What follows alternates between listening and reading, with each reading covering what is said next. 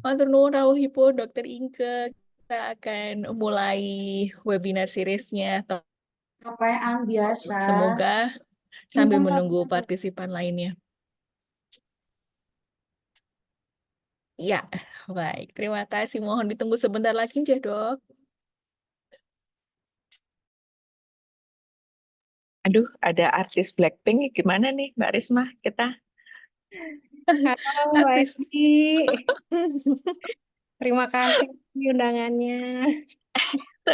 kami yang terima kasih. Ya, gimana nih Mbak Risma? Kita harus pakai apa nih? Harus Enggak. menyanyi Blackpink apa nih? Jadi Passwordnya Blackpink gitu. Sambil jadi joget-joget. jadi penari latar ya. Iya. Siapa nih kira-kira? Jisoo, Jennie, ya. Sebutin satu-satu. Baik. Nggak apa-apa aja Dokter Egi, Dokter Inka, kita tunggu 2 menit lagi supaya partisipannya, sambil kita menunggu partisipan sedikit lagi. Bentar dulu.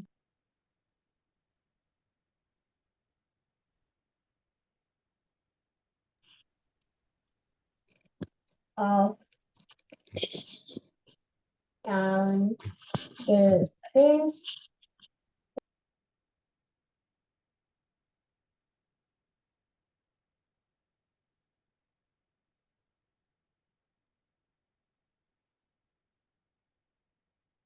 Mbak Risma sama Dokter Inke janjian pakai merah. Enggak. Karena saya member Blackpink, Dokter Egi, mohon maaf, iya. Udah sehati ya. Sehati. Tahu gitu tadi saya pakai merah juga. Harusnya ya. Baik, Dokter Egi Kerso, kita sekarang saja, Jeh. Boleh. Dokter Inka, Jeh. Baik. Assalamualaikum warahmatullahi wabarakatuh. Selamat siang, Bapak.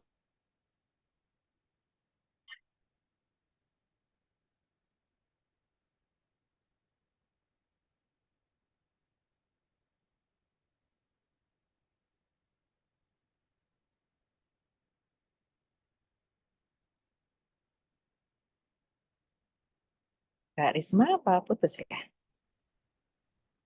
Sepertinya sinyalnya lagi terputus Iya, ya. ya. Oke.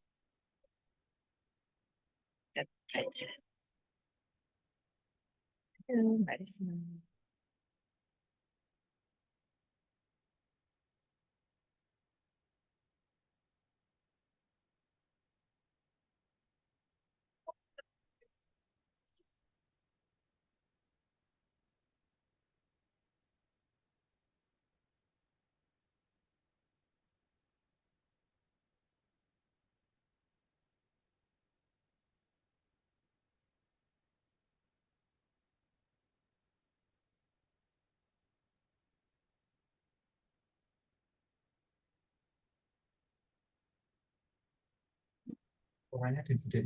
Jeh, ngapunten Bapak Ibu, koneksi internet di Tahir. Ya Baik, ampun. selamat datang. Kami ucapkan sekali lagi kepada Bapak Ibu di online guest lecture series persembahan dari program studi magister ilmu kedokteran tropis Fakultas Kedokteran Kesehatan Masyarakat dan Keperawatan Universitas Gadjah Mada. Perkenalkan, saya Rima. Dan senang sekali hari ini saya bisa hadir di layar kaca gawai, di layar gawai Bapak Ibu sekalian. Hari ini kita punya topik yang menarik tentang emerging infectious disease. Sudah hadir bersama kita Dr. Inke Lubis sebagai narasumber dan juga Dok Egi Arguni yang live dari Bangkok yang akan memimpin jalannya diskusi pada kesempatan kali ini.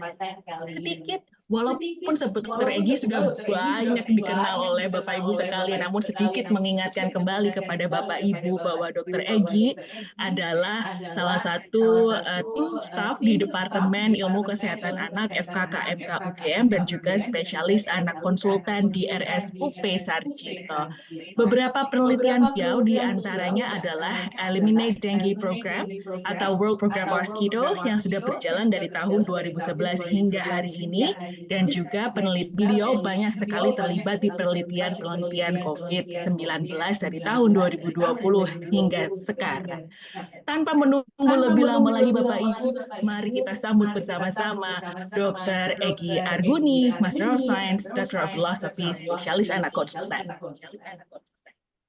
Terima kasih Mbak Risma. Terima Assalamualaikum kasih. warahmatullahi wabarakatuh. Terima kasih sekali.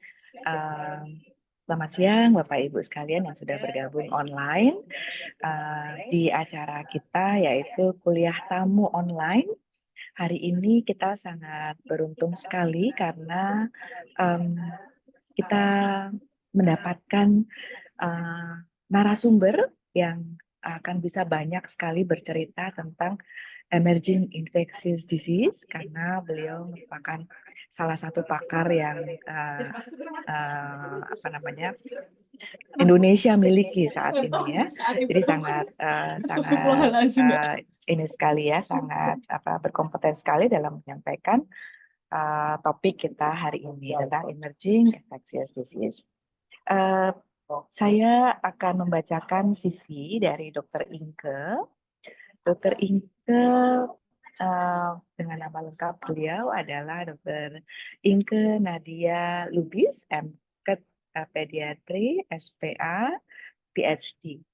Beliau menempuh pendidikan dokter di USU hingga kemudian untuk magister dan spesialis anak juga di Fakultas Kedokteran Universitas Sumatera Utara dan kemudian juga mengambil program PhD dengan topik Tropical Medicine di London School of Hygiene and Tropical Medicine, United Kingdom, dan sampai sekarang masih dengan posisi sebagai postgraduate diploma in pediatric infectious diseases.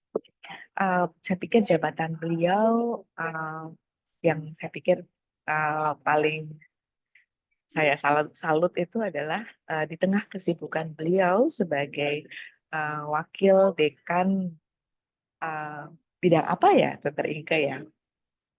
Bidang penelitian, Dr. Egy. Bidang penelitian Fakultas Kedokteran Universitas Sumatera Utara. Ini beliau masih berkesempatan untuk menjadi peneliti, menjadi dosen gitu ya, terutama untuk pastinya untuk PPDS Ilmu Kesehatan Anak dan juga di Pusat Kedokteran Tropis di Universitas Sumatera Utara.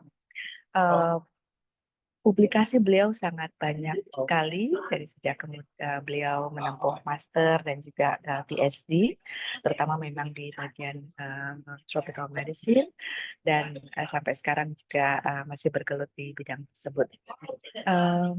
Terima kasih sekali Dr. Inke sudah memenuhi undangan dari Prodi Magister Ilmu Penyakit Tropis di FKKMK UGM. Dan Dr. Inke ini kita ini punya waktu kayaknya unlimited ya Mbak Risma untuk Dr. Inke. Jadi mungkin nanti kita bisa sekitar 1 jam, Dr. Inke bisa menyampaikan materi, nanti kemudian bisa kita ikuti dengan diskusi selanjutnya. Demikian, mohon maaf kalau banyak background karena saya tidak menemukan tempat yang layak di venue. Tapi saya pikir insya Allah kita bisa bersama-sama mendengarkan materi yang disampaikan Dr. Inke. Ini terima kasih sekali mahasiswa S2 Prodi Ilmu Kedokteran Tropis sudah bergabung dan kemudian juga dari teman-teman PPDS Ilmu Kesehatan Anak juga ikut digerakkan untuk mengikuti kuliah yang sangat berharga ini. Untuk mempersingkat waktu, dipersilakan kepada Dr. Inke. Silakan. Terima kasih banyak Dr. Egy dan juga untuk program studi Magister Ilmu Kedokteran Tropis dari UGM yang sudah mengundang saya. Saya sangat tersanjung sekali ya. Apalagi sebetulnya pakar-pakar untuk bidang penyakit tropis dan infeksi banyak sekali dari UGM. Jadi saya berterima kasih bisa berbagi sedikit pengalaman saya hari ini. Saya share dulu slide untuk paparan. Jadi pada kesempatan hari ini saya diminta untuk membahas mengenai emerging infectious diseases, tapi juga menyelipkan mengenai neglected tropical diseases. Jadi nanti mungkin akan secara ringkas saya sampaikan. Saya mohon juga kepada Dr. Egy sebagai moderator, kalau nanti waktunya kepanjangan, mohon saya diinterupsi saja. Boleh juga oleh Dr. Ya, Karisma, silakan. ya. Jadi untuk paparan pada pada siang hari ini saya akan membagi dua. Yang pertama fokus untuk emerging infectious diseases itu sendiri, dan yang kedua nanti topik mengenai neglected tropical disease, di mana outline saya pada siang hari ini ialah perkenalan mengenai emerging infectious disease atau penyakit infeksi emerging, lalu apa saja yang mendriver atau menyebabkan terjadinya penyakit emerging tersebut, dan bagaimana posisi kita di Asia dan juga Asia Tenggara yang merupakan salah satu hotspot untuk terjadinya penyakit-penyakit yang baru, dan akibat dari penyakit yang baru ini bagaimana kita membedakan antara suatu wabah, epidemik, pandemik, lalu pengalaman kita dalam menangani penyakit infeksi emerging di Asia Tenggara dan tata laksana dengan pendekatan One Health. Jadi sebagai pendahuluan, kita tahu bahwa dalam 2 dekade terakhir itu angka kesakitan dan kematian akibat penyakit infeksi ini semakin menurun, tidak saja disebabkan oleh penyakit infeksi emerging ya, tetapi untuk penyakit infeksi secara keseluruhan dikarenakan adanya advancement dalam sistem kesehatan, masyarakat mempunyai akses terhadap kesehatan yang lebih baik, sanitasi yang lebih baik, termasuk juga cakupan vaksinasi yang meningkat. Namun infeksi ini masih menjadi penyebab kematian dan kematian yang sangat besar. Kalau kita lihat akibat penyebaran atau penularan yang sangat cepat dan juga kesulitan dari pengalaman kita mengatasi beberapa transmisi daripada penyakit infeksi tersebut. Terdapat juga beberapa epidemik atau wabah yang terus terjadi. Contohnya misalnya tuberkulosis, malaria, HIV yang kita tahu sebagai penyebab kesehatan global yang utama, tetapi juga untuk penyakit-penyakit seperti dengue yang semakin meningkat, dan ini salah satu keahliannya dari Dr. Egy ini ya. Dan berikutnya kita juga melihat bahwa beberapa penyakit yang hampir berhasil dieradikasi seperti polio itu kembali muncul kembali. Dan infeksi emerging dan re-emerging ini juga terus menyebabkan beban penyakit yang timbulnya bergantian, dan tantangan tersulit ialah terutama untuk penyakit yang disebabkan oleh patogen yang baru. Yang kita ketahui bahwa dari sisi diagnostik yang mungkin sangat sulit, dari kekebalan tubuh yang belum ada, dan juga sampai tata laksana sehingga bisa menyebabkan kegawat daruratan di masyarakat. Selain itu, masih banyak juga antibiotik yang semakin kehilangan efektivitasnya, bisa diakibatkan adanya strain dari suatu patogen yang baru, ataupun juga penggunaan antibiotik yang irasional, sehingga menyebabkan munculnya resistensi terhadap antibiotik. Dan akibatnya semakin banyak penyakit yang akan sulit untuk dikontrol. Jadi kita akan fokus pada siang hari ini mengenai emerging infectious diseases. Jadi ada 3 definisi yang dibagi untuk penyakit infeksi emerging ini. Yang pertama ialah newly emerging infectious diseases, jadi penyakit yang memang betul-betul baru pertama kali dikenali pada manusia.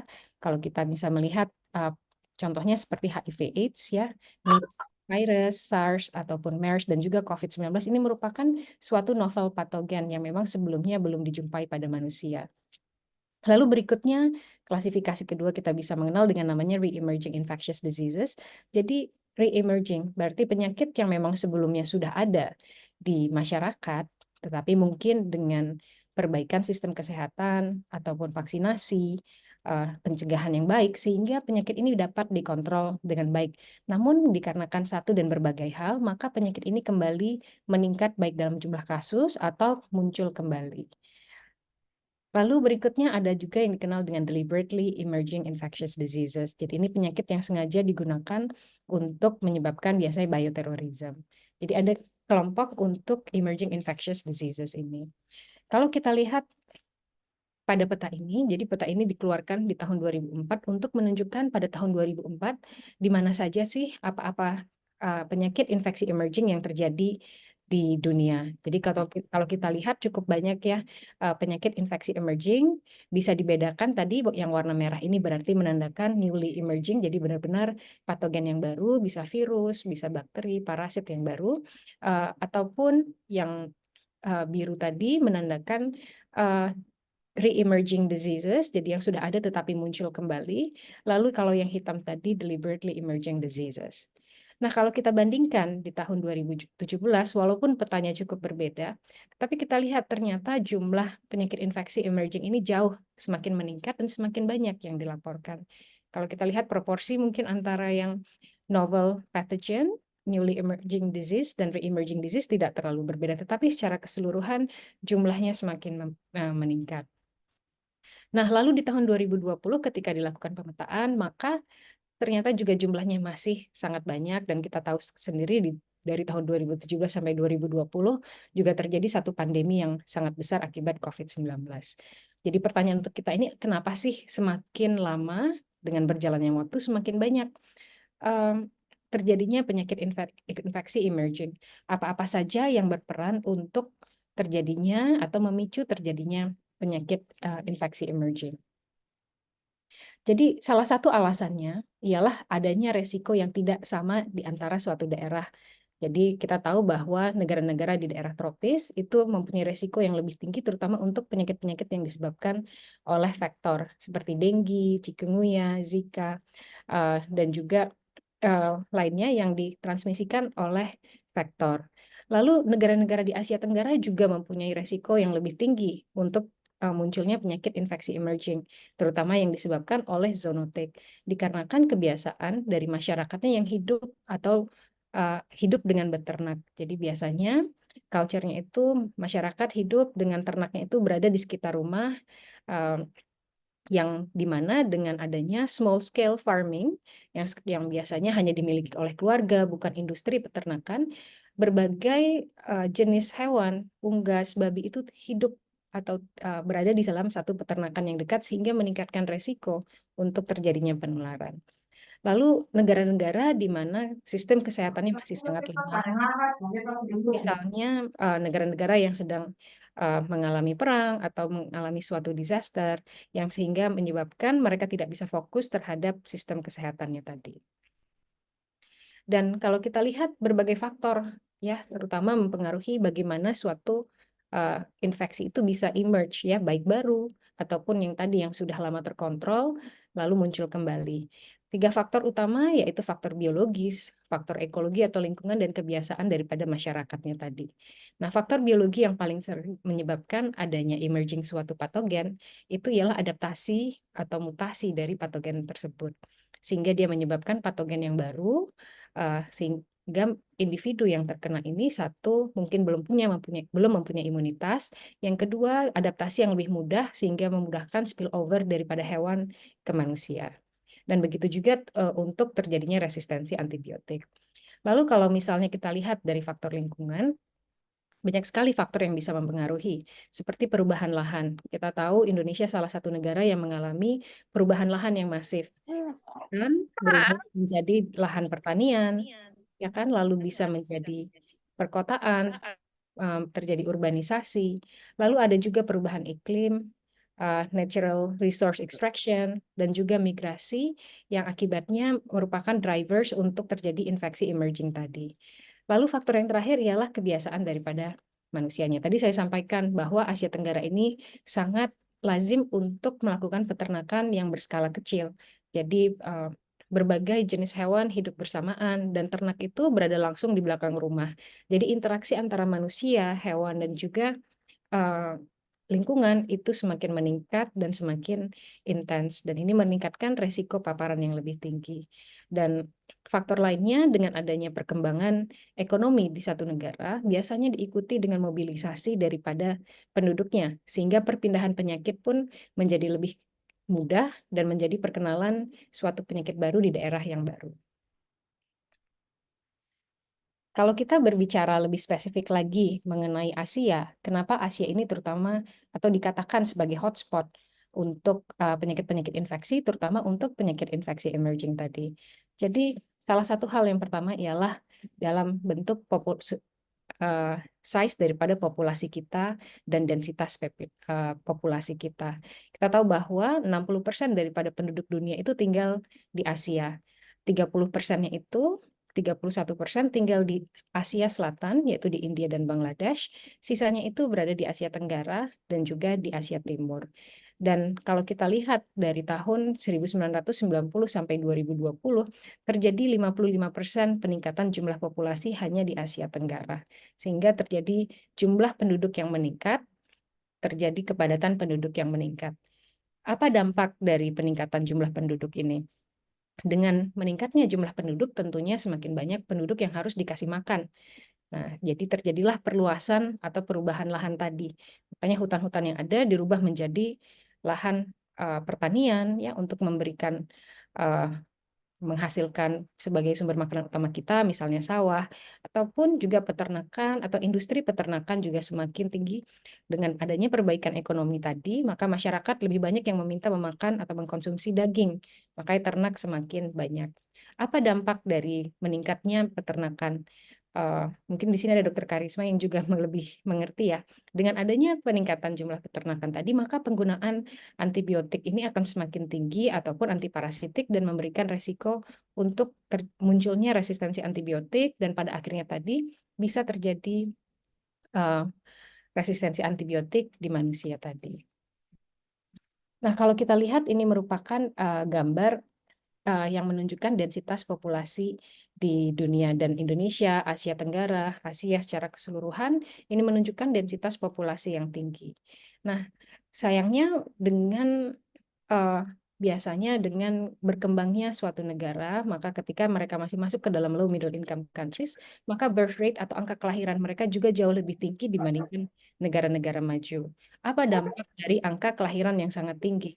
Ketika semakin tingginya angka kelahiran, maka semakin tinggi jumlah proporsi masyarakat yang naif untuk suatu patogen atau tidak mempunyai kekebalan sama sekali. Sehingga resiko untuk terjadinya wabah ini pun juga semakin tinggi dengan tidak mempunyai kekebalan tersebut. Maka resiko untuk emerging diseases ini juga menjadi lebih tinggi. Lalu berikutnya ialah faktor urbanisasi. Jadi kembali lagi biasanya peningkatan penduduk ya populasi penduduk itu juga berkaitan dengan peningkatan urbanisasi. Nah, sayangnya urbanisasi ini terutama terjadi di negara berkembang dibandingkan negara maju. Dan kaitan daripada peningkatan urbanisasi ini biasanya disertai dengan pemukiman yang tidak cukup baik tadi juga sehingga menimbulkan lagi kesempatan untuk emergence daripada penyakit infeksi. Urbanisasi juga berkaitan dengan peningkatan mobilitas, peningkatan struktur sosial, sehingga terjadi interaksi atau pemindahan daripada penyakit-penyakit. Nah, mobilitas ini tidak hanya terjadi dalam satu negara, jadi perpindahan dari daerah rural ke daerah urban. Tetapi untuk negara-negara Asia Tenggara yang mungkin di luar Indonesia karena kita merupakan negara kepulauan, tetapi untuk negara-negara Mekong dikatakan jumlah migrasi terutama untuk para pekerja itu sangat tinggi sekali setiap tahunnya. Dan biasanya perpindahan ini tidak hanya saja diikuti oleh manusianya, tetapi juga diikuti oleh ternak dan hewan-hewan lainnya yang bisa membawa penyakit-penyakit dari negara tetangga. Nah, sehingga ini mendukung emergence dan penyebaran daripada penyakit-penyakit infeksi tadi. Ini kalau kita lihat perkembangan urbanisasi ya dari tahun 1970 hingga saat ini, maka di Asia Tenggara terutama Indonesia termasuk yang urbanisasinya sangat tinggi. Lalu faktor lain yang bisa menyebabkan resiko untuk terjadinya penyakit infeksi emerging tadi sudah saya bahas secara ringkas bagaimana peran daripada perubahan lahan tersebut. Jadi climate change itu juga berperan sangat besar dalam merubah ekosistem, bisa mempengaruhi ketersediaan air dan juga sistem produksi makan. Pada kondisi tertentu ketika air tidak cukup, biasa itu meningkatkan efisiensi atau kapasitas dari suatu faktor dan ataupun kondisi yang lain, misalnya pada saat banjir, maka meningkatkan resiko beberapa penyakit yang lain. Dan pertumbuhan penduduk dan juga perkembangan lahan pertanian ini biasanya tidak proporsional ya, lebih sering lagi terjadi pada negara berkembang dibandingkan negara maju. Jadi di Asia Tenggara ini 25% daripada lahan yang ada ini sudah merupakan lahan pertanian dan masih terus bertumbuh. Kalau kita lihat kembali, ternyata penyakit emerging itu sekitar 60-70% itu berasal dari hewan liar. Jadi dengan adanya perubahan lahan ini tentunya meningkatkan risiko untuk paparan tadi dari hewan liar ke manusia sehingga terjadi infeksi-infeksi yang baru. Salah satu contoh dari perubahan perkembangan lahan, perkembangan lahan menjadi lawan sawah itu semakin tinggi, dan apa yang terjadi? Tidak hanya saja sawah itu memberikan resiko untuk tumbuhnya vektor, tetapi juga mengundang hewan-hewan liar seperti burung untuk dengan berbagai jenis untuk datang ke lahan persawahan itu dan menjadi tempat pertemuan dan bisa terjadi perpindahan patogen dari hewan-hewan liar tersebut. Deforestasi juga berperan untuk menyebabkan kedekatan tidak hanya saja manusia dengan hewan liar, tetapi ketika pemukiman dibangun di daerah yang merupakan bekas daripada hutan dan adanya peternakan, maka ketiganya ini mempunyai paparan yang lebih tinggi lagi. Nah, salah satu alasan kenapa terjadinya wabah Nipah di Malaysia itu dikaitkan dengan daerah yang baru mengalami deforestasi dan menjadi pemukiman masyarakat sehingga semakin dekat antara peternakan babi dengan tempat yang menjadi habitat daripada kelelawar sehingga terjadi perpindahan daripada penyakit. Nah, pada gambar ini kita lihat bahwa yang sebelah kanan atas, kalau kita lihat bahwa 70% itu dari data penyakit infeksi emerging yang ada sebelumnya, 70% itu berasal dari hewan liar. Sedangkan kalau dilihat yang di gambar kanan bawah, penyakit vektor itu merupakan 22% untuk terjadinya re-emerging diseases. Lalu berikutnya, kalau kita lihat pertumbuhan ekonomi juga berpengaruh terhadap pola dan tingkat penyakit. Biasanya dengan adanya peningkatan ekonomi, terjadi perbaikan dalam kesehatan, terutama melalui akses kesehatan yang lebih ada, dan banyak penyakit, terutama penyakit yang berkaitan dengan gastrointestinal ataupun diare, yang diperbaiki dengan adanya sanitasi yang lebih baik. Penyakit-penyakit yang bisa dicegah oleh imunisasi juga diperbaiki dengan adanya vaksinasi, adanya perbaikan nutrisi, dan juga perbaikan housing atau pemukiman, sehingga resiko-resiko untuk penyakit menjadi menurun. Tetapi lagi-lagi Asia ini merupakan rumah dari 2/3 penduduk miskin di dunia. Jadi tadi tidak hanya saja kita sangat padat dari segi ekonomi, kita juga memiliki banyak masyarakat yang tingkat ekonominya sangat rendah. Lalu faktor berikutnya ialah sistem kesehatan. Di sini bisa kita lihat bahwa sistem kesehatan di Asia Tenggara dan termasuk Indonesia ini masih sangat underdeveloped ya.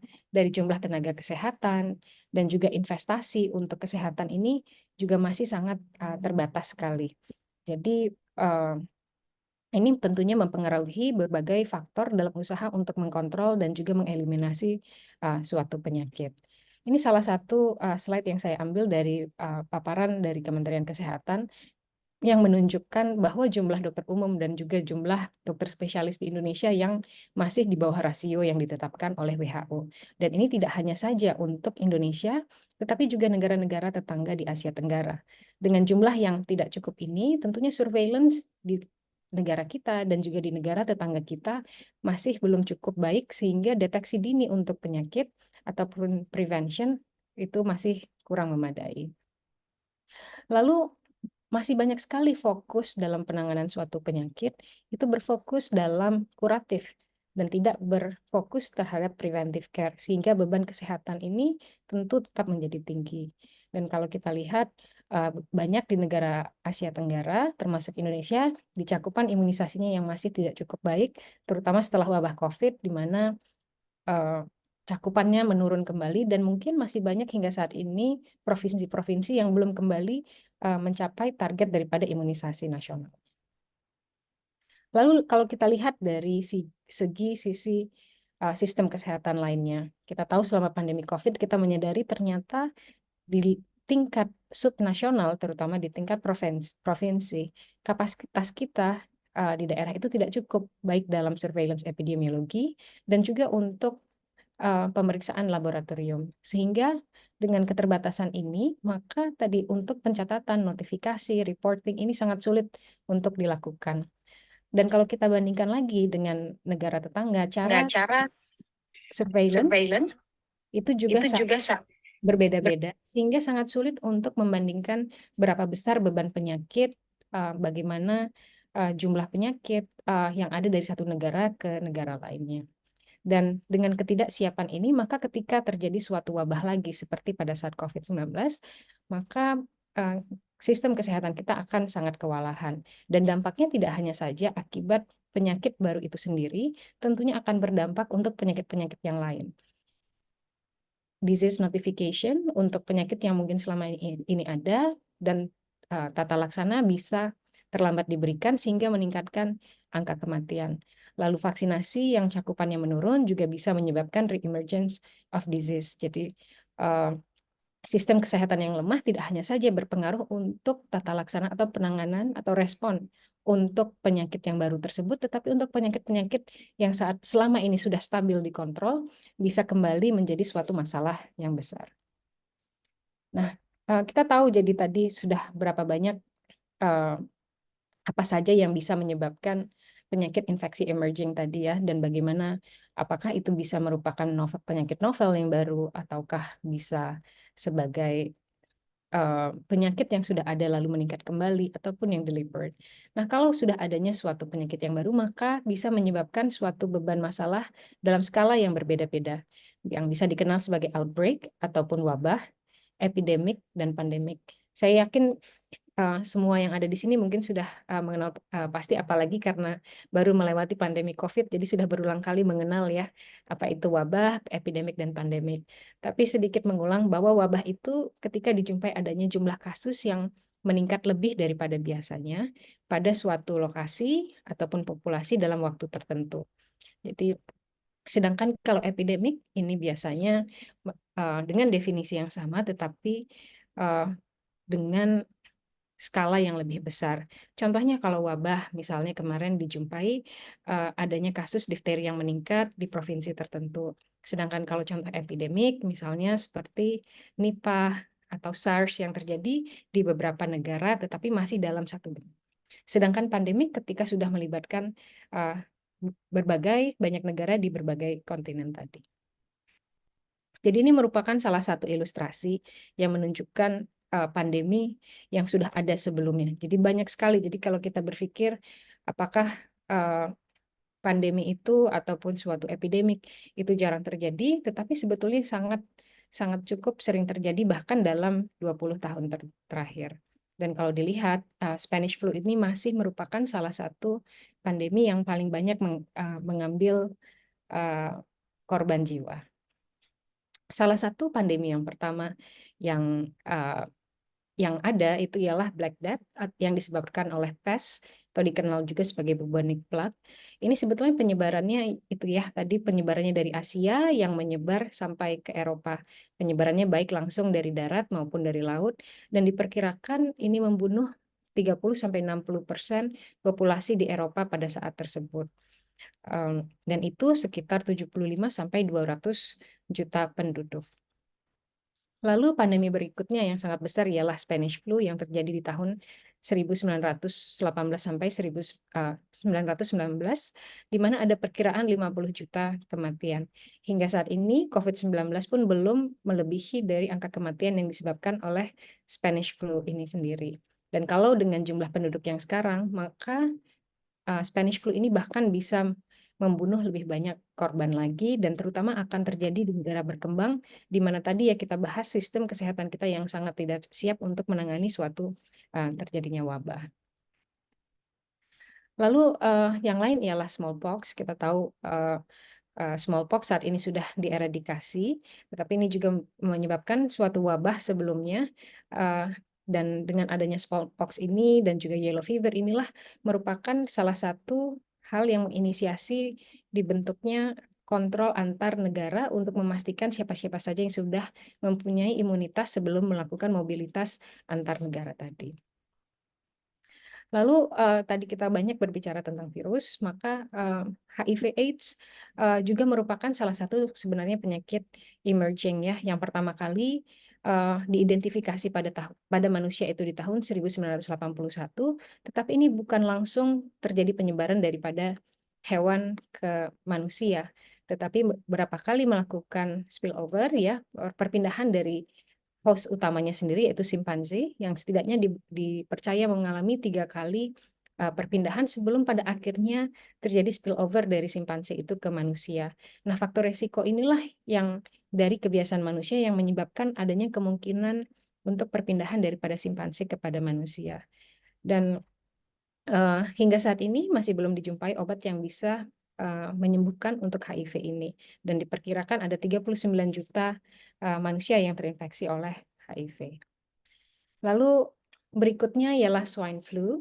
Ini dikenal juga sebagai flu babi ya, dan flu yang berbeda sebetulnya dari Spanish flu di tahun 1918, dan ini terjadi akibat kombinasi dari 4 virus influenza yang berbeda-beda. Waktu pertama kali dilaporkan, sebetulnya swine flu ini memang berasal dari paparan babi kepada manusia. Tetapi pada saat di tahun 2009 ini sebenarnya merupakan pertemuan dari berbagai jenis virus, tidak hanya lagi dari babi, tetapi juga dari manusia, lalu dari unggas yang menyebabkan varian daripada H1N1 ini. Dan diperkirakan ada kematian sampai 285.000. Banyak sekali, jadi yang kalau kita lihat terjadi wabah dan tidak bisa dibicarakan satu persatu. Salah satu outbreak atau epidemik yang sangat besar ialah Ebola yang terjadi di Afrika Barat, tapi dalam beberapa tahun terakhir dilaporkan juga terjadi di Uganda atau di Afrika Timur, yang kematiannya itu 50-80%. Jadi sangat tinggi. Jadi bahaya daripada penyakit infeksi emerging ini sebetulnya sangat tinggi. Nah, dari salah satu penelitian yang ada membandingkan seluruh penyakit emerging yang dilaporkan di seluruh dunia dan dikompil datanya, lalu dilihatlah sumber daripada infeksi tersebut. Apakah asalnya berasal dari hewan liar atau bukan hewan liar, di sini termasuk ternak, ataukah dari munculnya resistensi dari kuman tersebut ataupun yang disebabkan oleh vektor. Nah, dilakukan pemetaan dan dilihat ternyata beberapa wilayah dunia ini beresiko untuk munculnya penularan baik tadi dari hewan liar, dari ternak, akibat resistensi ataupun dari vektor. Nah, faktor yang menyebabkan kenapa beberapa wilayah itu lebih beresiko dikarenakan alasan-alasan yang tadi saya paparkan sebelumnya. Nah, kalau kita lihat Indonesia ini mempunyai resiko untuk penularan dari hewan liar tadi.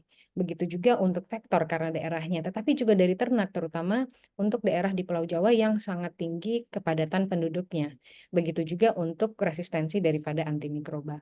Jadi kita memang tidak saja Asia sebagai hotspot untuk munculnya suatu penyakit, tetapi Indonesia juga dengan jumlah penduduknya yang sangat tinggi, beresiko tinggi untuk munculnya suatu penyakit yang baru yang nanti dampaknya tentunya sangat tinggi.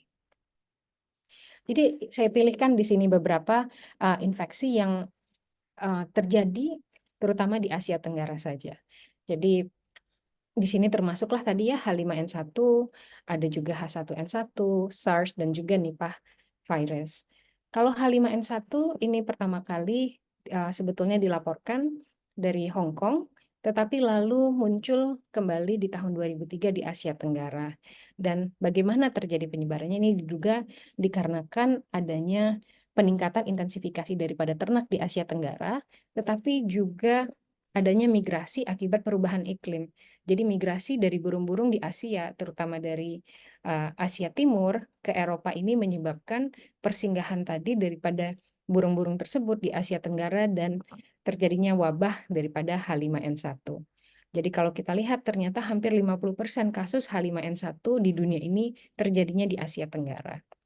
Dan Indonesia kita lihat di sini ya yang berwarna pink, ternyata banyak sekali kasusnya yang berasal dari Indonesia. Dan kalau ini sampai kejadian lagi, bagaimana kesiapan kita untuk menangani suatu wabah.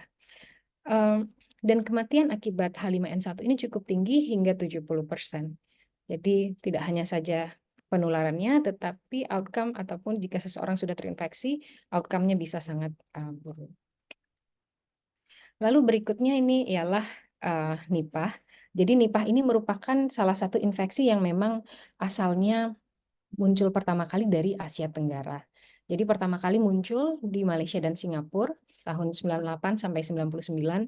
Tadi sudah saya sampaikan biasanya terjadi karena perubahan atau deforestasi yang menyebabkan dekatnya peternakan di sini di mana babi sebagai host utamanya reservoir utamanya terpapar dengan kelelawar tadi yang membawa virus Nipah tadi. Lalu terjadi penularan dari babi ke manusia. Meskipun penularan ke manusia masih tidak dilaporkan, tetapi dan dengan usaha untuk sangat terbatas dilaporkan, tetapi dan usaha untuk mengkontrol penyebarannya ke manusia dengan pemusnahan ternak yang terinfeksi di Malaysia dan Singapura, tetapi penyakit ini juga sangat cepat menyebar ke negara-negara lain termasuk Bangladesh dan Indonesia. Kalau di Sumatera Utara sendiri sebetulnya pernah dilakukan pemeriksaan untuk virus Nipah pada kelelawar yang ada di Sumatera Utara. Ternyata saya tidak ingat pasti proporsinya, tetapi Nipah virus ini memang dijumpai sehingga mempunyai resiko juga, apalagi kalau memang di wilayah tersebut banyak sekali peternakan. Lalu ini merupakan salah satu penelitian yang saya lakukan juga, dan ini merupakan salah satu contoh daripada penyakit infeksi emerging yang ditularkan dari hewan liar ke manusia. Di sini merupakan satu infeksi malaria. Kita tahu bahwa ada spesies kelima daripada malaria, yaitu malaria knowlesi ataupun Plasmodium knowlesi, yang sebetulnya menginfeksi para makak, yaitu kera ekor panjang ataupun kera ekor babi. Nah, tetapi penularan ini tidak langsung daripada monyet, tetap membutuhkan faktor, yaitu nyamuk Anopheles. Dan kalau kita lihat dari gambar ini, bahwa monyetnya itu sendiri tersebar di daerah Asia Tenggara, dan juga nyamuknya tersebar di Asia Tenggara, dan di gambar sebelah kanan merupakan kasus-kasus daripada malaria knowlesi. Sayangnya secara mikroskopis hingga saat ini masih sangat sulit dibedakan dengan malaria yang disebabkan manusia, sehingga pencatatannya masih sangat terbatas.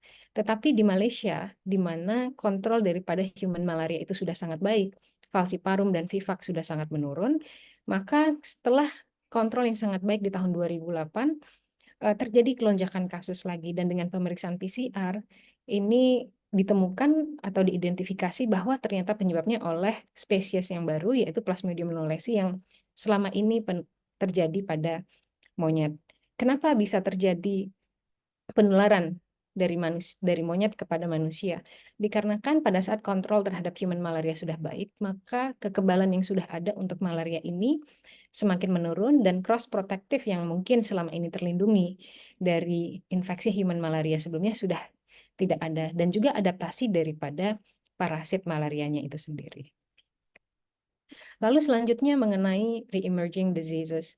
Jadi ini biasanya penyakit-penyakit yang berhasil dikontrol, bisa penyakit yang ditularkan oleh vektor, ataupun penyakit-penyakit yang dikontrol dengan cakupan imunisasi yang baik tadi. Ini termasuk dengue, chikungunya keahliannya Dr. Egy, jadi pertanyaannya bisa ke Dr. Egy nanti, Japanese encephalitis, rabies, HIV/AIDS, dan lainnya.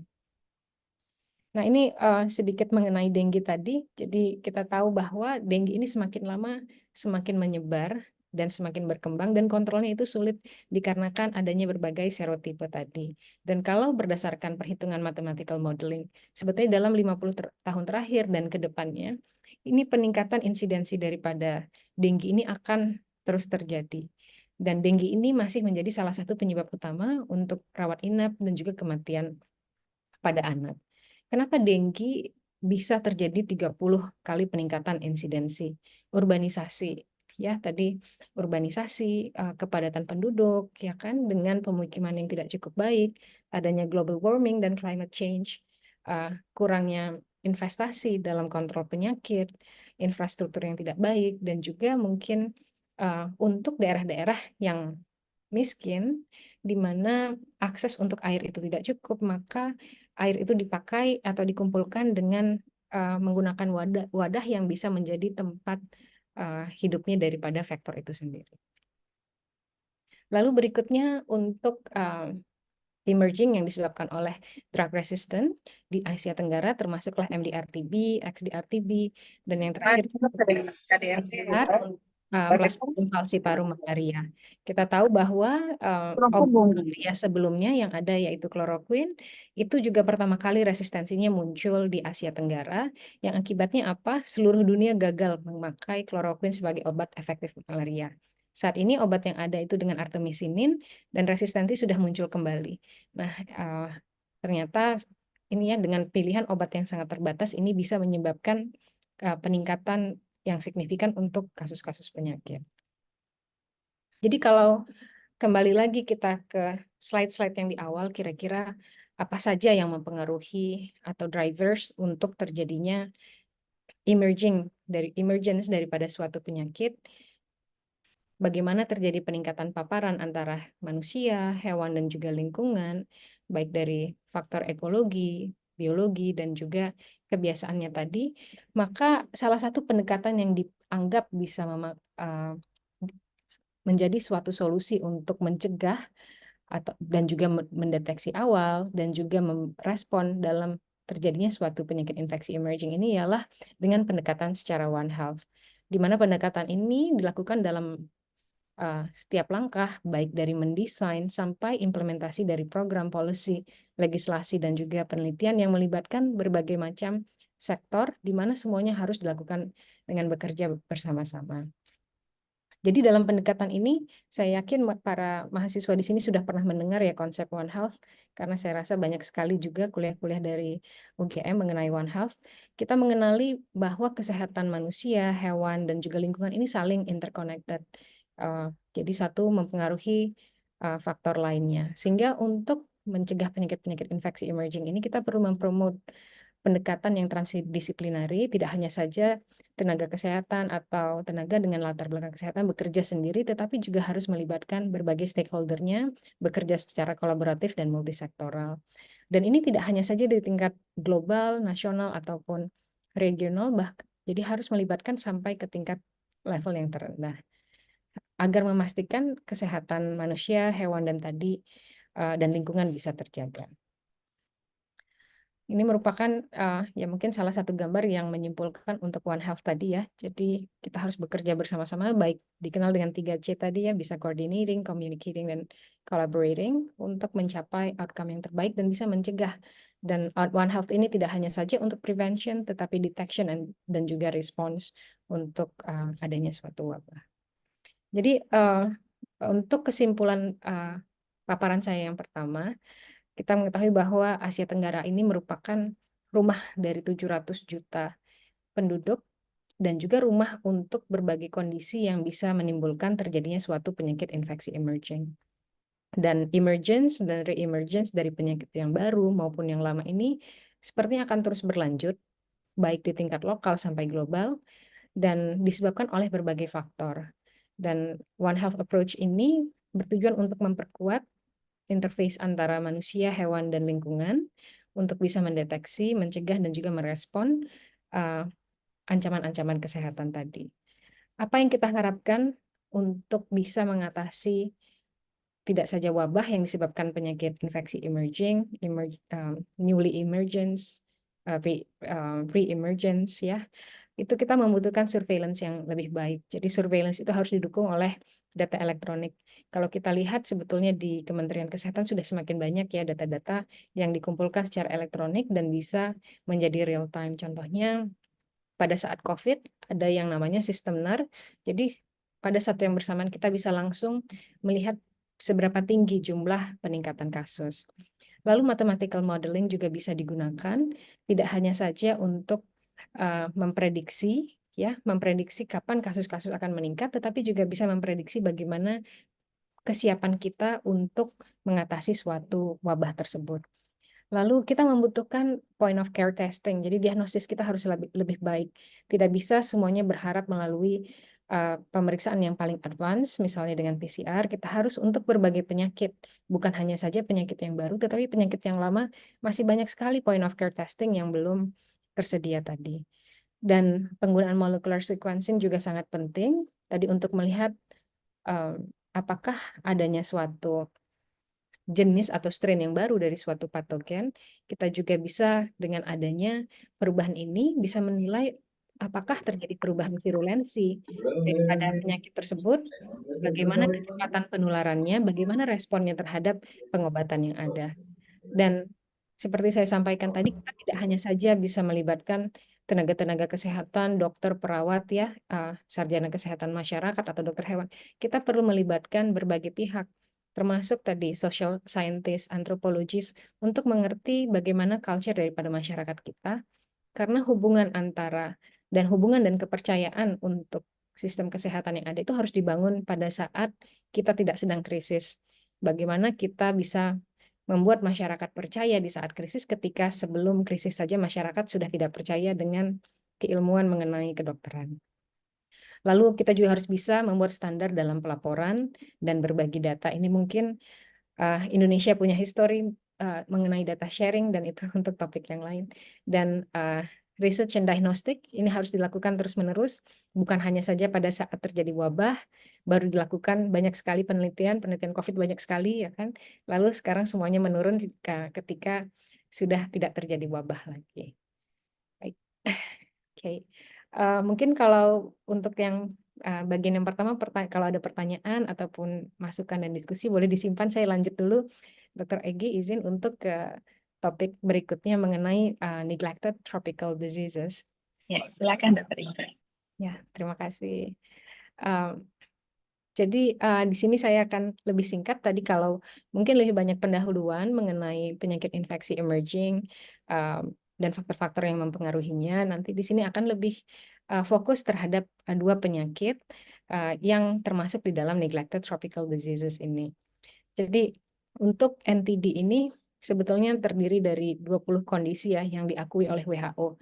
Tapi sebetulnya mungkin jauh lebih banyak gitu. Ini hanya beberapa yang mungkin diutamakan oleh WHO, dan 20 kondisi ini terutama terjadi atau prevalen di daerah-daerah tropis, dan lagi-lagi biasanya terutama daerah miskin yang lebih banyak terdampak. Diperkirakan ada 1 miliar penduduk juga di 150 negara yang mendapatkan dampak daripada NTD ini. Dan NTD ini dikenal juga sebagai hidden disease. Kenapa hidden disease? Ya karena tadi terbatasnya alat diagnostik, sehingga kita tidak tahu bahwa seseorang terinfeksi oleh penyakit tersebut.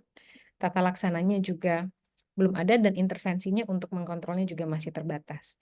Kenapa lagi hidden disease? Biasanya pas kasus-kasus akibat neglected tropical diseases ini mortality-nya tidak setinggi kasus-kasus yang menjadi fokus utama dari organisasi ataupun kementerian.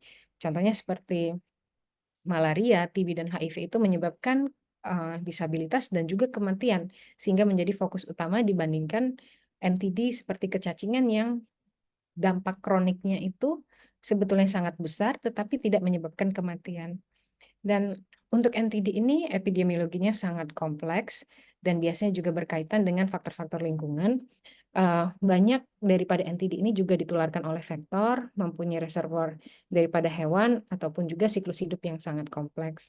Dan dikarenakan surveillance untuk penyakit-penyakit NTD ini juga masih sangat terbatas, dan usaha untuk mengkontrol daripada vektornya ataupun reservoir animalnya juga sangat minim, maka biasanya dalam usaha pencegahan diutamakan dalam mengurangi paparan dari manusia terhadap vektor ataupun reservoir tadi.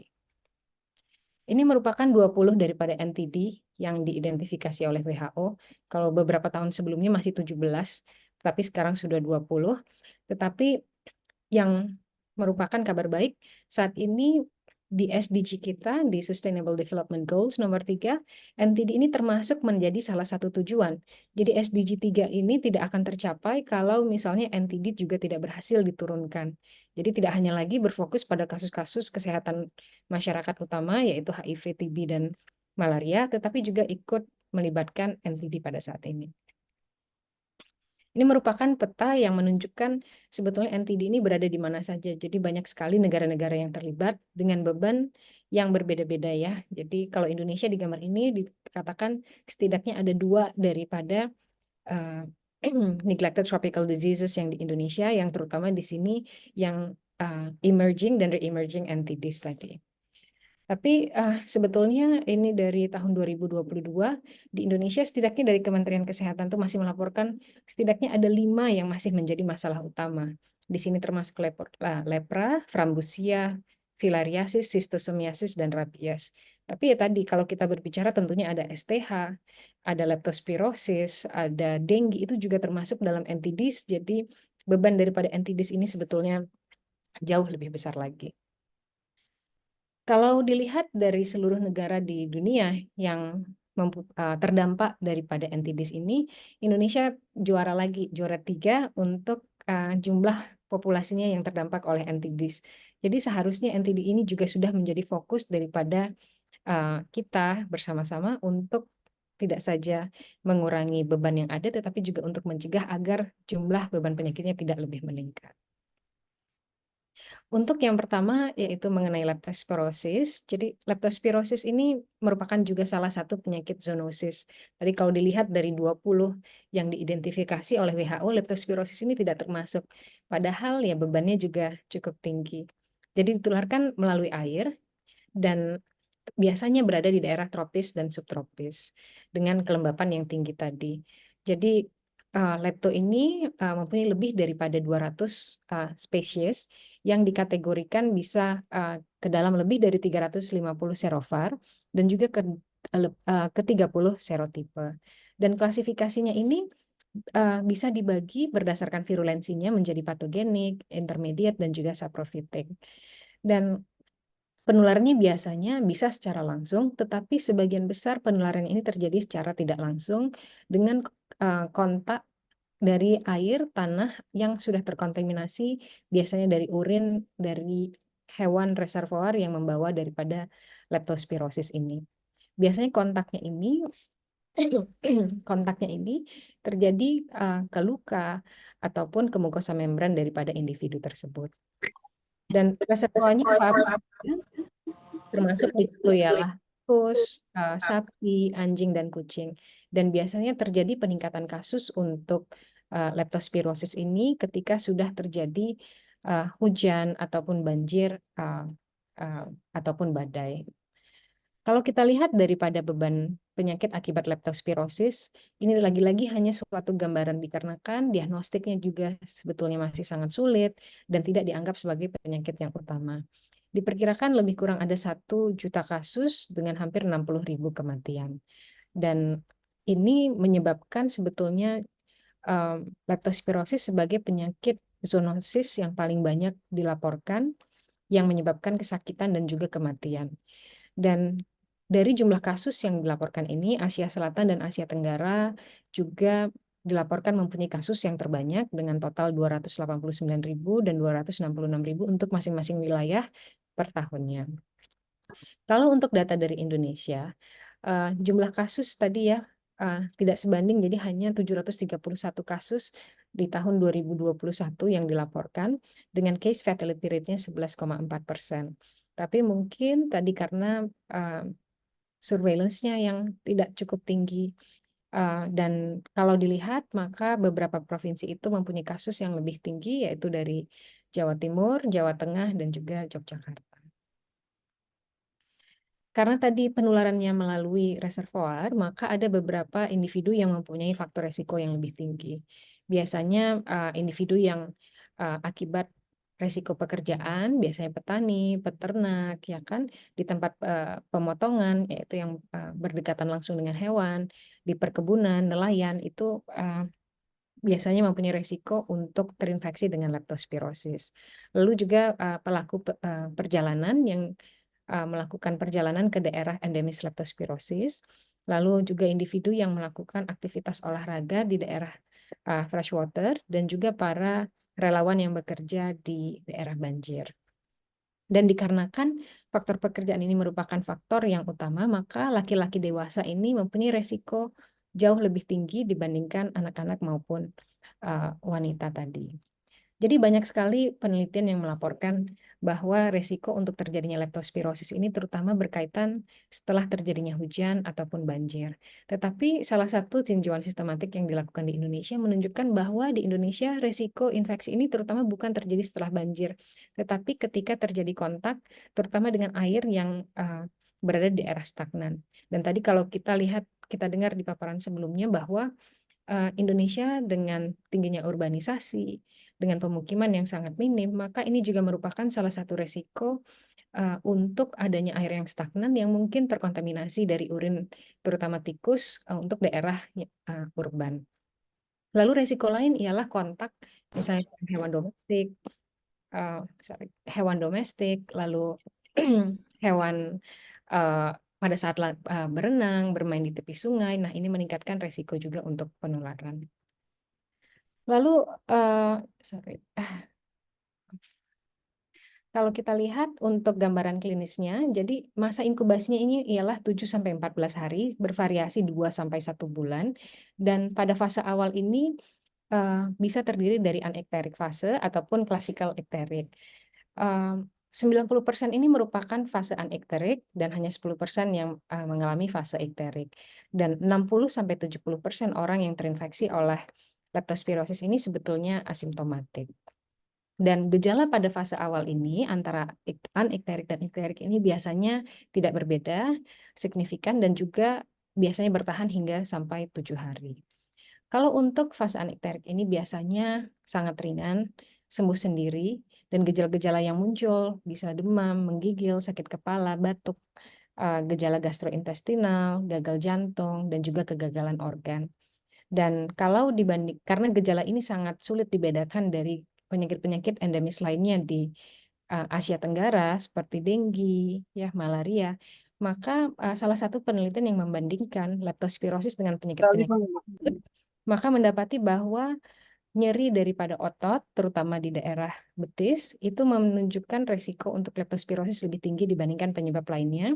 Lalu gambaran conjunctival suffusion itu juga lebih tinggi, dan juga adanya ekterik. Ini merupakan gambaran daripada sufusi konjungtiva pada pasien yang anekterik di atas dan juga dengan pasien yang ekterik tadi.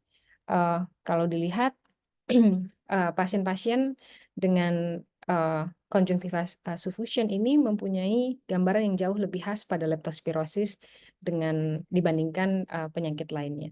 Salah satu studi dari Thailand juga membandingkan hasil pemeriksaan laboratorium antara leptospirosis dan denggi dan mendapatkan bahwa nilai ANC atau absolute neutrophil count yang lebih rendah didapati pada leptospirosis dibandingkan pada pasien-pasien denggi. Dan ini bisa digunakan sebagai prediktor apakah individu tersebut terinfeksi oleh lepto ataupun tidak.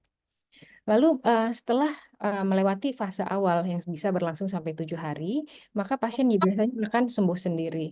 Nah, pada saat sembuh sendiri, maka 1-3 hari kemudian pasien gejala dapat muncul kembali dan masuk ke dalam fase yang lebih berat. Dan gambaran yang lebih berat ini sering dikenal dengan Wills disease atau penyakit Wills, di mana terjadi jaundice dan juga gagal ginjal. Dan ini terjadi pada 5-10% pasien yang terkena dengan leptospirosis.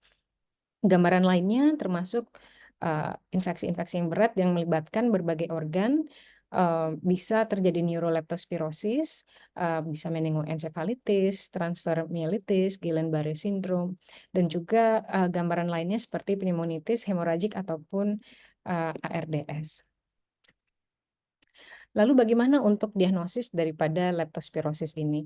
Jadi diagnosisnya bisa ditegakkan menggunakan definisi kasus daripada CDC tahun 2013, di mana ditegakkan secara klinis dengan adanya demam atau riwayat demam yang bersifat bifasik dan terjadi dalam 2 minggu terakhir. Dan disertai 2 dari gambaran klinis berikut, yaitu bisa mialgia, headache, jaundice, conjunctival suffusion, dan juga ruam, atau hanya salah satu dari berikut, yaitu bisa meningitis, gejala gastrointestinal, komplikasi paru, kardiak aritmia, insufisiensi ginjal, perdarahan, dan juga jaundice yang disertai acute renal failure. Jangan lupa sebelum kita menegakkan definisi kasus ini, kita harus melihat faktor resiko untuk individu tersebut, termasuk faktor resiko pekerjaan dan juga faktor resiko lingkungan, apakah memang baru terjadi musim hujan, ada riwayat banjir, ataupun ada riwayat aliran air yang stagnan tadi. Kalau untuk kriteria laboratorium, maka ketika dijumpai kecurigaan untuk leptospirosis, maka bisa dilakukan pemeriksaan dengan pemeriksaan MAT, ataupun juga dengan pemeriksaan ELISA ataupun mikroskopis. Nah, di sini kita lihat kapan dan spesimen apa yang bisa digunakan untuk pemeriksaan leptospirosis tadi. Pemeriksaan dengan CSF ini merupakan salah satu penunjang yang paling baik dan sampel lain yang bisa digunakan termasuk sampel darah dan juga sampel urin. Jadi pada fase awal ini biasanya pemeriksaan bisa dilakukan dari darah dan selanjutnya dilakukan dengan pemeriksaan dari urin. Tetapi ketika hasil pemeriksaan serologi negatif yang pada fase awal atau pada minggu pertama, maka ini juga tidak menyingkirkan adanya kemungkinan suatu leptospirosis. Sedangkan pemeriksaan MAT ini merupakan pemeriksaan antibodi yang dipakai sebagai gold standard atau baku emas untuk leptospirosis tadi. Dan sebaiknya dilakukan pemeriksaan setidaknya 6-10 hari setelah gejala muncul, tetapi puncak daripada titer MAT ini biasanya ditemukan setelah 1 bulan. Tetapi titer antibodi ini dapat bertahan begitu lamanya, sehingga sebetulnya untuk infeksi akut, pemeriksaan MAT ini tidaklah pemeriksaan yang paling direkomendasikan dan lebih digunakan untuk penyelidikan epidemiologis. Sedangkan untuk pemeriksaan ELISA lainnya, misalnya dengan lateral flow test, itu masih memiliki sensitivitas yang sangat rendah dan sebaiknya dilakukan pada minggu kedua sejak munculnya gejala klinis. Nah, untuk penanganan, sebagian besar kasus daripada leptospirosis ini merupakan kasus ringan yang dapat sembuh sendiri, tetapi pemberian antibiotik ini sangat penting untuk progresivitas penyakit menjadi penyakit yang lebih berat. Tadi sudah kita dengarkan bahwa setelah melewati fase akut, biasanya pasien akan muncul kembali dalam 3 hari dengan gejala klinis yang lebih berat. Sehingga deteksi atau kecurigaan awal dan pemberian antibiotik ini bisa mencegah progresivitas daripada penyakit. Beberapa penelitian di beberapa negara menunjukkan bahwa pemberian penisilin IV pada saat awal bisa memperpendek daripada demam, memperbaiki fungsi ginjal, dan mencegah atau menurunkan lama rawatan hospitalisasi. Pada penelitian lainnya, pemberian penisilin ini meskipun tidak mengurangi durasi daripada gejala, tetapi menurunkan angka kejadian daripada kematian. Nah, untuk jenis antibiotik diberikan tergantung daripada severity-nya. Pada kasus dengan leptospirosis berat, maka pemberian penisilin dosis tinggi harus diberikan. Pilihan yang lain termasuk cefalosporin golongan ketiga. Sedangkan untuk leptospirosis ringan, maka dapat diberikan antibiotik oral seperti amoxicillin, doxycycline, ampicillin, dan azitromisin. Salah satu penelitian juga menunjukkan bahwa pemberian doxycycline pada saat fase awal, yaitu fase anikterik, ini bisa menurunkan durasi daripada gejala-gejala klinis yang muncul pada leptospirosis. Lalu bagaimana untuk kontrol dan pencegahan untuk leptospirosis ini? Jadi berdasarkan panduan WHO, ada beberapa pedoman untuk mengkontrol daripada leptospirosis tadi, yaitu dengan tujuan mengkontrol daripada sumber infeksi, untuk memotong jalur transmisi penularan dari sumber infeksi ke manusia, dan juga untuk mengatasi penyakitnya ataupun infeksinya pada manusia. Nah, ini bisa dilakukan dengan cara mengurangi jumlah reservoirnya. Kita tahu kalau di daerah urban, maka reservoir utamanya ialah tikus, dan memisahkan juga atau memastikan pemukiman yang baik sehingga menjauhkan reservoir host daripada daerah pemukiman warga, lalu dengan memberikan vaksinasi terutama untuk para ternak, lalu menjaga kebersihan lingkungan dan juga mengedukasi agar mengurangi kontaminasi daripada urin daripada tikus tersebut kepada contohnya untuk makanan yang tidak ditutup. Lalu untuk para pekerja yang mempunyai resiko tinggi untuk terinfeksi, maka bisa dilakukan atau di-encourage untuk memakai APD yang sesuai, sehingga bisa mengurangi resiko masuknya infeksi tersebut. Untuk para pelaku perjalanan, maka kemoprofilaksis bisa diberikan dengan pemberian antibiotik 200 mg doxycycline per minggu selama masa paparan tersebut. Lalu kita akan masuk ke topik yang terakhir, yaitu mengenai filariasis. Dr. Inke, mungkin 5 menit lagi, Dok. Ya, terima kasih Dr. Egy. Oke. Jadi untuk filariasis ini juga ditularkan oleh vektor, yaitu oleh nyamuk, dan setidaknya ada 3 jenis daripada filariasis ini. Dan ada 5 nyamuk yang bisa mentransmisikan daripada filaria. Dan bebannya juga sangat tinggi dan terutama terkonsentrasi di Asia Tenggara. Sebagian besar anak itu terutama biasanya asimptomatik. Kalau kita lihat untuk distribusi daripada limfariasis ini, biasanya Wellbancrofti itu merupakan jenis filaria yang paling sering menyebabkan infeksi. Tetapi untuk Indonesia, 70% kasus itu disebabkan oleh Brugia malai. Dan di tahun 2018 itu setidaknya ada 10.000 kasus dan sebanyak 50% daripada kabupaten di Indonesia ini masih dinyatakan sebagai daerah endemis filaria. Gambaran klinisnya bagaimana? Biasanya gambaran klinisnya ini sebagian besar ialah asimptomatik dan hidrokel ini merupakan salah satu atau pembesaran daerah skrotum merupakan gambaran yang paling sering dan gejala yang lain yang bisa muncul misalnya demam, malaise, sakit kepala dan juga menggigil.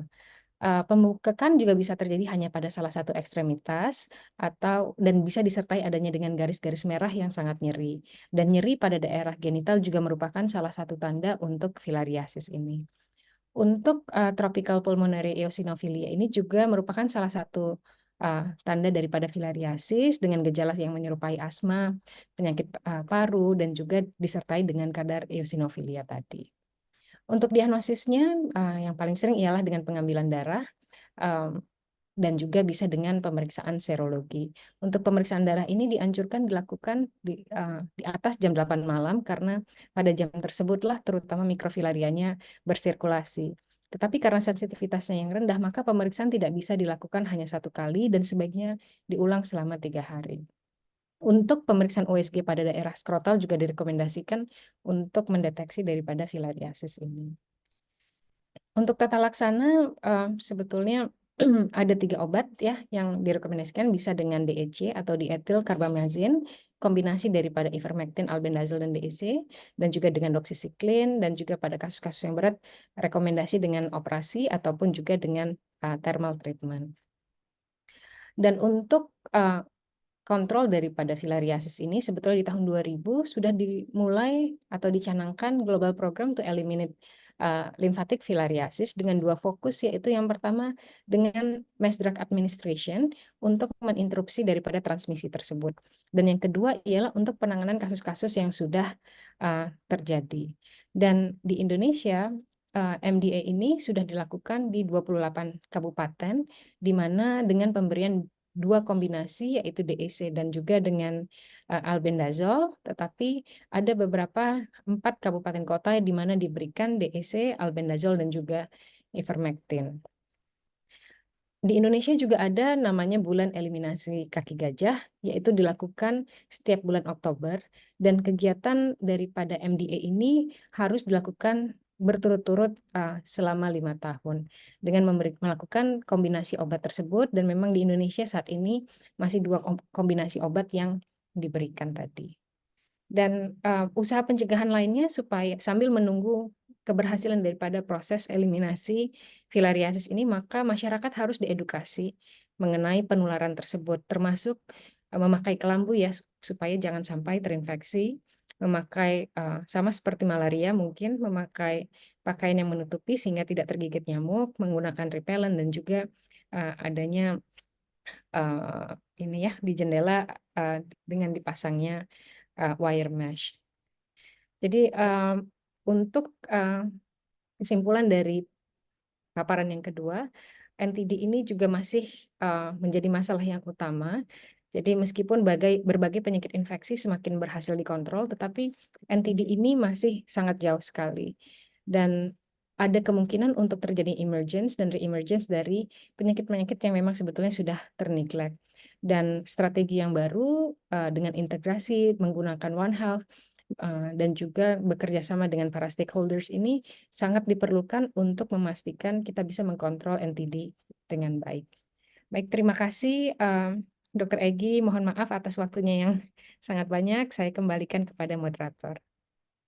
Iya, terima kasih sekali Dokter Inke.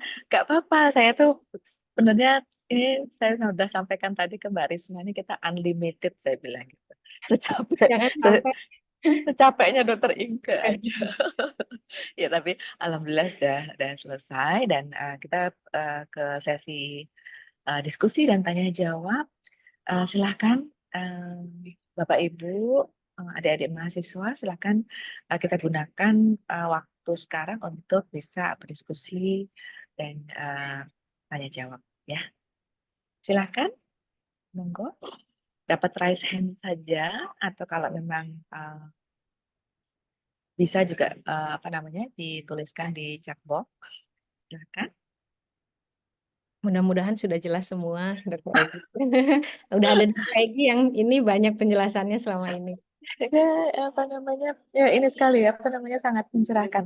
Mungkin sambil menunggu menunggu pertanyaan dari adik-adik mahasiswa terutama ya yang di prodi kedokteran tropis. Dokter Inke, kita lihat bahwa sebenarnya itu new emerging diseases ya itu tuh banyak sekali terjadi akibat spillover dari hewan. Nah, tadi juga sudah disampaikan bahwa ini karena memang sesuatu yang menurut saya juga susah untuk kita hindari, gitu ya. Nah, dalam hal ini berarti saya melihat ini sebagai suatu emerging diseases ini new emerging diseases ini seperti suatu yang tidak terelakkan gitu ya, karena sudah pasti kita akan punya jumlah populasi manusia yang akan lebih meningkat, kemudian pembukaan lahan hutan, kemudian juga kegiatan-kegiatan aktivitas manusia yang karena memang desakan perluasan tadi lebih mendekat lagi ke daerah perhutanan atau kemudian ke daerah semak belukar di Afrika seperti itu. Apakah memang jadinya memang sesuatu yang tidak bisa kita hindari ya, Dr. Inke? Iya, terima kasih Dr. Egi. Ini sebetulnya memang topik yang sangat menarik ya. Tapi kalau kita lihat tadi berdasarkan salah satu publikasi yang mengevaluasi kejadian penyakit infeksi emerging itu, memang sebetulnya kan sudah lama sekali gitu. Bahkan dari beberapa ratus tahun yang lalu sudah ada penyakit infeksi emerging. Tetapi mengapa dalam 20 tahun terakhir ini semakin frequent, semakin sering muncul. Nah, kira-kira apa saja perubahannya? Jadi kalau untuk mungkin tidak bisa dihindari karena memang terjadinya perubahan dalam berbagai hal, baik dari patogennya itu sendiri pun tanpa adanya pengaruh dari kita juga akan bermutasi. Tetapi faktor-faktor lain yang menyebabkan resiko adanya paparan ke manusia ini tentunya berperan sangat penting, terutama untuk patogen-patogen yang sama sekali sebelumnya tidak beradaptasi. Saya mungkin kalau untuk virus-virus yang terutama dari hewan liar, mungkin pengetahuan saya juga tidak cukup banyak. Tapi untuk contohnya seperti malaria knowlesi, itu kan sebetulnya sudah lama sekali ditemukan pada monyet, tetapi kenapa baru dalam 20 tahun terakhir ini mulai menginfeksi kepada manusia. Tentunya parasitnya itu sendiri kan juga belajar untuk beradaptasi ya Dr. Egi. Jadi dan memudahkan untuk adaptasi dari manusia. Dan ini kita lihat dari hasil kultur. Jadi kalau selama ini parasit knowlesi itu hanya mau dikultur dengan menggunakan darah daripada monyet, tidak mau dikultur dengan menggunakan darah manusia. Tetapi dengan jenis yang ada sekarang, strain yang terbaru, ternyata dengan darah manusia pun sudah mau menunjukkan adaptasinya yang jauh lebih mudah pada darah manusia. Mungkin preferensi sebelumnya itu mau untuk darah hewan itu sendiri yang menjadi host utamanya. Oh ya, itu baru satu contoh ya. Mungkin sebenarnya yang lain juga Yang akan lain banyak terjadi sekali ya, dengan banyak sekali. Nah, memang adaptasi itu saya juga bilang sebagai suatu keniscayaan. Kalau kita memang makhluk hidup memang akan selalu beradaptasi dengan perubahan lingkungan. Bagaimana mereka bisa survive dan seterusnya.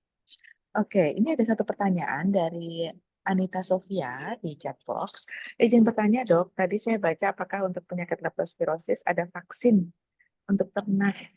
Mohon penjelasannya.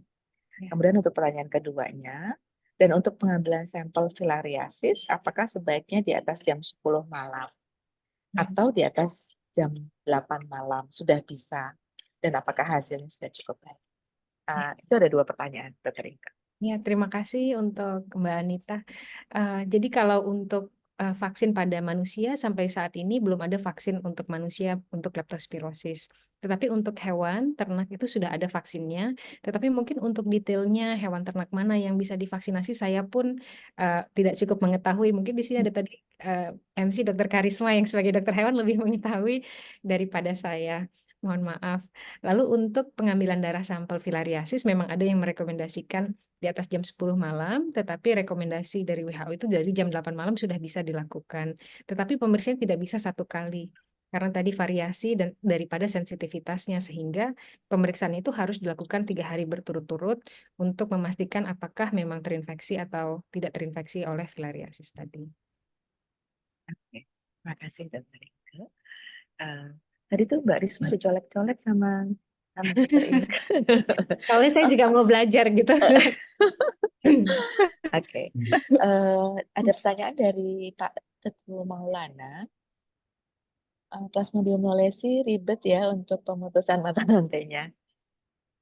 Untuk knowlesi, Dokter Inke. Ya, terima kasih. Jadi memang salah satu yang untuk Plasmodium knowlesi ini yang menjadi menarik ialah penularannya ini kan melalui monyet. Jadi biasanya nyamuknya itu sama Anopheles menggigit monyet baru menggigit manusia. Nah, keuntungannya daripada knowlesi ini sampai saat ini belum ada dilaporkan transmisi yang langsung dari manusia ke manusia. Jadi masih hanya satu arah dari monyet kepada manusia. Tetapi tentunya untuk pemutusan mata rantainya sangat sulit karena kan kita tidak bisa mengkontrol hostnya ya, tidak seperti mungkin tikus ya kan, ada pemusnahan tikus. Kita kan tidak mungkin membantai atau memusnahkan hewan-hewan liar ini. Dan ini yang pada saat kita melakukan penelitian harus memberikan edukasi ke masyarakat, jangan sampai masyarakat ini menganggap monyet-monyet ini sebagai suatu hama. Lalu berikutnya monyet-monyet ini kan juga pada saat terinfeksi mereka tidak menunjukkan gejala dan juga tidak mendapatkan pengobatan. Jadi tentunya kita membutuhkan data lebih banyak lagi bagaimana cara kita untuk mengkontrol infeksi daripada knowlesi. Jadi berbeda daripada mungkin infeksi malaria lainnya yang hanya berada di manusia, misalnya mencegah dari gigitan nyamuk, lalu mencegah pengobatan massal untuk di daerah yang endemisitasnya tinggi. Nah, ini kan tidak bisa pendekatan yang sama dikarenakan cara penularannya atau faktor resiko untuk penularan yang berbeda. Salah satu tambahan lagi untuk knowlesi ini karena tadi penularan dari monyet, biasanya ini berkaitan dengan aktivitas daripada individunya tersebut. Jadi pada saat individunya pergi ke kebun, maka dia lebih dekat dengan hewan-hewan liar tersebut, sehingga gigitan nyamuknya pun lebih tinggi. Nah, ternyata nyamuk-nyamuk yang khusus mentransmisikan knowlesi ini pun jam gigitannya berbeda daripada Anopheles spesies yang mentransmisikan malaria falciparum ataupun vivax. Mereka lebih cenderung menggigit di waktu sore maghrib hari. Berbeda dengan nyamuk yang lain yang lebih banyak menggigit di malam hari. Nah, inilah variasinya. Jadi kan nggak mungkin kita suruh pakai kelambu sore-sore ya kan. Atau kayak pakai baju apa ya kalau misalnya yang untuk petugas lebah gitu supaya jangan sampai digigit.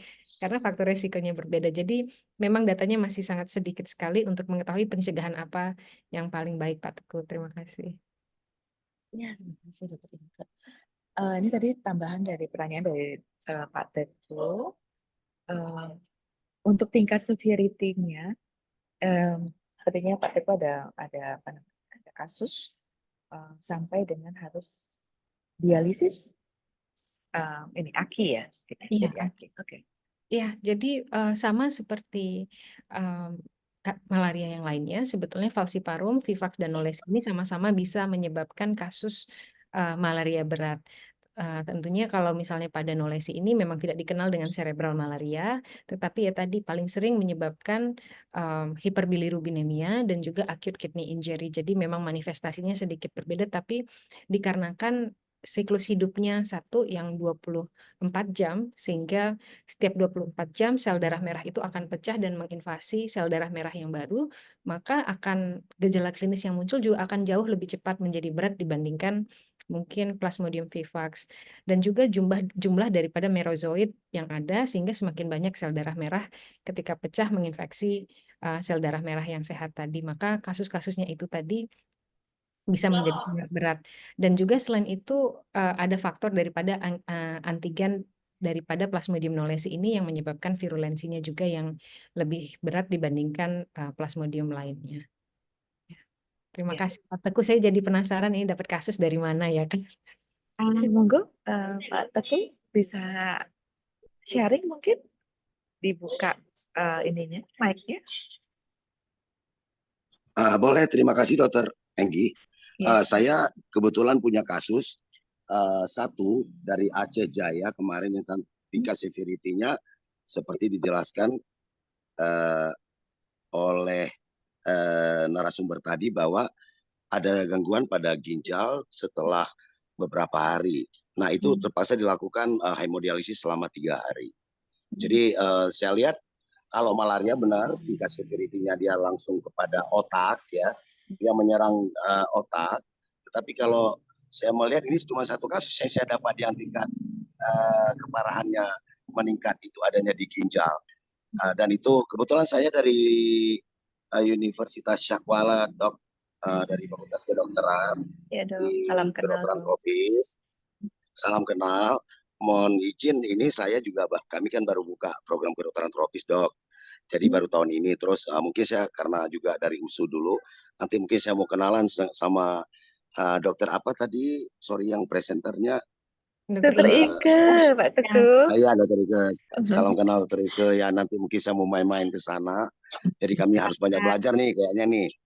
Nah, itu saja. Kami kalau di Aceh memang kasusnya banyak knowlesi. Karena 23 kabupaten kota kan cuma satu lagi yang belum eliminasi Itu malaria yang 4 penegakan Plasmodium. diagnosisnya udah jelas knowlesi ya, Pak Teguh? Jelas Dok, kita lakukan, saya minta konfirmasi dengan PCR lagi Dok. Saya tidak, kebetulan kita punya skill yang laboratori di Aceh itu di Sabang itu punya ada satu orang yang juara Indonesia kemarin Dok, yang bisa yang pertama kali menemukan knowlesi di Aceh. Nah itu bagus tenaga labnya Dok. Kita sudah melakukan beberapa kali uji ke mereka, ke dia itu bagus. Dan tapi tetap confirm dengan dengan PCR. Itu Dok kasusnya Dok. Terima kasih Dok. Ya sebetulnya kalau berbagi dari Sumatera Utara, kita juga kalau kasus knowlesi yang sampai malaria berat sudah 3 kali dapat kasus, itu semua kasusnya dari Aceh Pak. Jadi Aduh. berarti Dok, memang sorry Dok, kita sumbernya. genotyping dulu Dok. Dok, kita knowlesinya genotyping. dari Aceh. Iya, benar Dok. Yang mudah-mudahan nanti setelah kita genotyping, kita tahu wah ini dari Tapsel Dok ya, misalnya ya. Ini dari Aceh aja Pak. Dari mana gitu ya. Iya Dok, siap Dok. Wah, ini sekali ya, menarik sekali kalau seperti ini. Jadi bisa, insya Allah nanti TropMed-nya juga lebih berkembang ya Pak Teguh. Ya, mohon dibantulah UGM dibantu. Terima kasih. Nanti saya main lebih ke sana. dekat, lebih dekat ke USU itu. Ya USU wajib itu orang tua dasar ya. Oke. Ya Dok, makasih banyak Dok ya. Terima kasih Assalamualaikum. Pak Teguh. Waalaikumsalam. Jadi terima kasih Pak Teguh Maulana. Ini ada mungkin ini pertanyaan terakhir Dokter Inke dari Mbak Heni. Izin bertanya Dok, untuk kasus suspek leptospirosis itu kan memang gejalanya hampir mirip dengan penyakit infeksi tropis yang lain, seperti demam denggi dan juga tifoid. Sebenarnya yang paling khas dari penyakit ini apa? Apakah faktor risiko lingkungan memang berpengaruh sangat besar? Dok? Ya, terima kasih Mbak Heni. Jadi memang kalau saat ini ya, kalau saya tidak tahu kalau di Yogyakarta bagaimana, tapi kalau di rumah sakit pendidikan kita di Medan, untuk rapid test untuk leptospirosis itu aja tidak tersedia. Jadi memang terkadang kita dengan gejala klinis yang sangat non-spesifik, terutama kalau misalnya pasien tersebut ya tadi 90% mempunyai di fase anikterik, maka kita tidak bisa mengkonfirmasi. Terpaksa pasien itu sampelnya dikirim ke laboratorium swasta dan yang mungkin juga tidak masuk ke dalam tanggungan. Jadi yang kalau bisa dari secara gejala klinis yang paling khas, terutama pada minggu pertama sampai 7 hari itu, yang paling khas ialah nyeri otot terutama di daerah betis tadi. Nah ini bisa sebagai prediktor bahwa individu tersebut terkena leptospirosis. Namun yang lebih tinggi lagi adalah tadi konjungtiva suffusion tadi ya. Jadi adanya peradangan di mata yang Ini merupakan salah satu gambaran khas yang bisa dijumpai dari minggu pertama. Dan ini biasanya bisa bertahan sampai berminggu-minggu hingga berbulan-bulan kemudian. Jadi kalau ada 2 daripada gejala klinis ini, dan ini mungkin juga sebagai klinisi harus ditanyakan ya, mungkin kadang-kadang kan kalau misalnya nyeri otot atau apa tidak pegel-pegel, tidak dispesifikkan, dianggap hanya nyeri otot secara keseluruhan. Jadi harus bisa lebih spesifik diarahkan juga. Lalu ikterik itu juga merupakan salah satu gejala klinis yang khas yang dijumpai pada pasien-pasien leptospirosis. Jadi kalau dijumpai, nah inilah yang harus dilanjutkan dengan pemeriksaan tambahan untuk mengkonfirmasi daripada lepto tadi. Iya, untuk apa namanya faktor risiko lingkungan, Dokter Inke. Untuk Mungkin faktor risiko lingkungan, ya memang tadi kontaminasi. Jadi kalau tempat yang memang paling sering untuk terjadinya paparan ini, satu misalnya di daerah peternakan tadi, karena memang ada resiko paparan langsung dari hewan-hewan yang menjadi reservoir untuk leptospirosis. Yang kedua ialah daerah urban, ya perkotaan, yang memang mungkin slum areas ya, jadi yang pemukimannya tidak baik dan banyak sekali misalnya contohnya ban-ban yang juga bisa menjadi tempat penampungan air yang lalu terkontaminasi oleh urin daripada tikus tadi. Jadi kebersihan lingkungan ini merupakan salah satu faktor yang bisa mencegah jangan sampai terjadi infeksi leptospirosis tadi. Dan ini sebetulnya bukan lepto aja ya Mbak Egy ya, untuk yang lain-lain juga, dengue juga dan lainnya.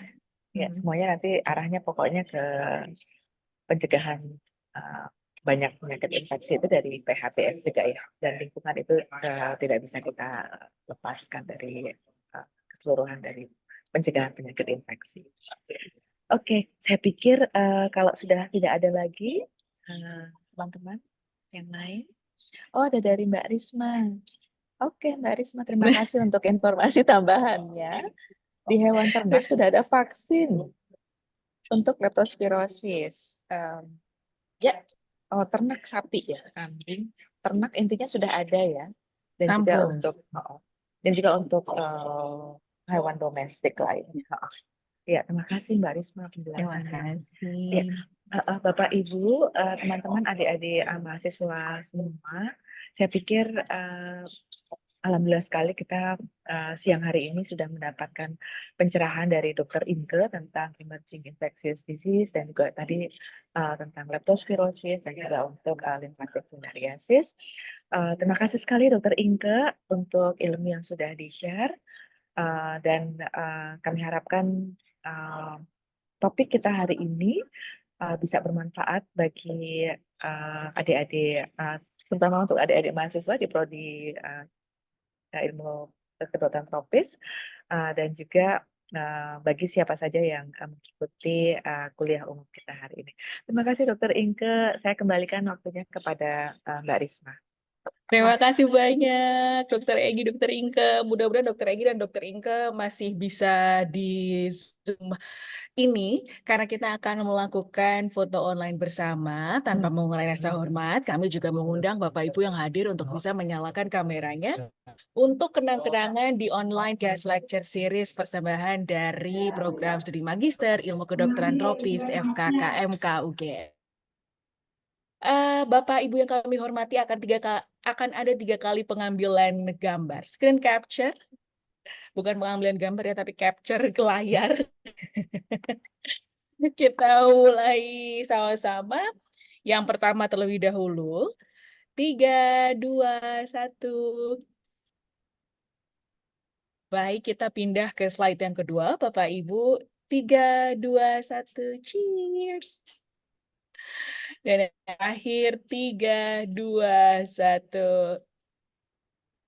Terima kasih banyak. Sekali lagi kami ucapkan terima kasih banyak kepada Dr. Inke juga Dr. Egy. Kami ucapkan juga tak lupa terima kasih kepada Bapak Ibu yang sudah hadir di kesempatan kali ini. Jangan lupa untuk melakukan presensi di link yang sudah disediakan di Zoom chat. Dan jangan lupa juga untuk follow seluruh sosial media kami. Silakan di Instagram Tropmed UGM, di Facebook Tropmed UGM, Twitter itu di Tropmed UGM, dan juga ada WhatsApp yang bisa Bapak Ibu hubungi untuk informasi-informasi lengkap mengenai program studi magister ilmu kedokteran tropis Universitas Gadjah Mada. Saya Rima pamit undur diri atas nama panitia yang bertugas. Terima kasih. Wassalamualaikum warahmatullahi wabarakatuh. Sampai jumpa. Matur nuwun. Terima kasih, Dokter Inke, Mbak Risma, kasih. adik-adik semua.